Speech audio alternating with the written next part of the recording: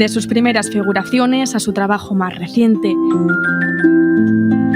Un viaje en el tiempo que nos descubre a un pintor en constante búsqueda artística. El surrealismo, al quererlo pasar a color, vi que no me funcionaba igual que en blanco y negro y tuve que aprender a pintar casi desde cero y a dibujar mucho del natural y a irme con el caballete para ver cómo se pintaba un paisaje. Del surrealismo al realismo naturista.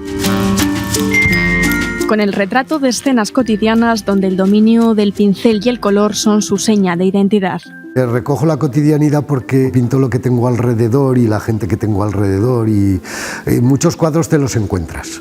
O sea, tú estás mirando y dices, qué bien queda esta persona así, con esta luz que le da de aquí. Y entonces muchas veces el tema más que buscarlo y ponerlo. Son cuadros que te trasladan a una tarde de verano. Aquí se huele el agua y se siente el sol.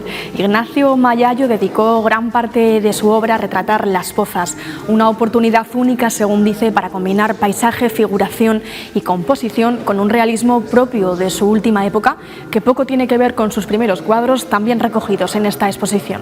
Un mundo pictórico lleno de luz, sensibilidad, que nos revelan a un artista inquieto, con la necesidad de observar y plasmar cada rincón que le rodea.